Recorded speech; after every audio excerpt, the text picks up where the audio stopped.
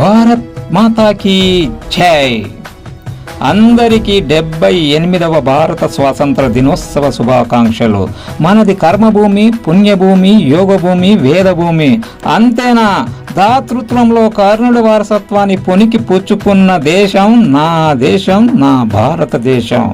అనుకోని అతిథికి అన్నం పెట్టి ఆదరించే నైజం మన భారతీయులది. అలాంటి దేశం 400 సంవత్సరాల వరుస దండయాత్రలతో కుదేలైంది. 90 సంవత్సరాలు బ్రిటిష్ దాస సంఖ్యలకు భారతదేశం బలైపోయింది. స్వతంత్రం ఏ ఒక్క రోజులో ఏ ఒక్కరి వల్లనో రాలేదు. మన పూర్వీకులు వేల మంది సమర యోధులు నిరంతరం శ్రమించి పోరాడి ప్రాణత్యాగాలు చేసి మనకు స్వాతంత్రం తెచ్చిపెట్టారు.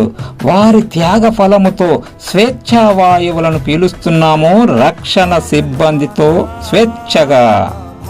1857 మొదటి సిపాయిల తిరుగుబాటుతో స్వాతంత్ర యుద్ధం మంగల్ పాండేతో మొదలై 1947 ఆగస్టు 15న మహాత్మా గాంధీ అహింసా సిద్ధాంతంతో స్వాతంత్రం పొందాము.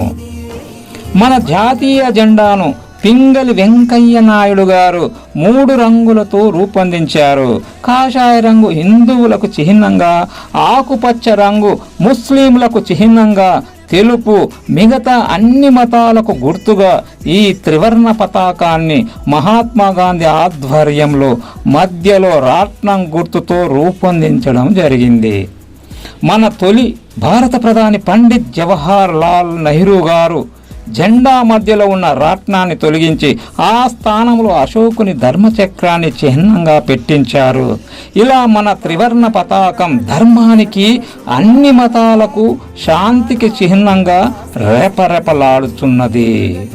అన్ని వర్గాలను కలుపుకొని అద్భుత రాజ్యాంగాన్ని భారతరత్న డాక్టర్ అంబేద్కర్ గారు రచించడం చేత ప్రపంచ దేశాలు మన వైపే చూస్తున్నాయి.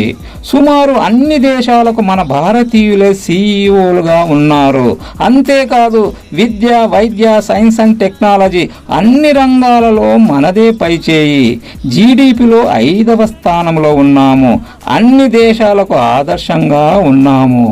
ఇలాగే అందరము కులమతాలకు అతీతంగా కలిసి మెలిసి ఆనందంగా జీవిద్దాం. త్యాగధనుల ఆత్మలకు ఆదర్శంగా నిలుద్దాం.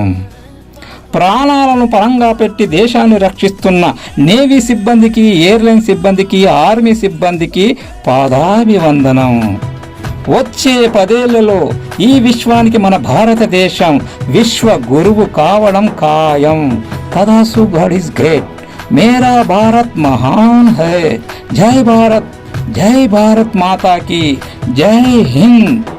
मीरापोल दत्तात्रेय, नादा क्रिएशंस.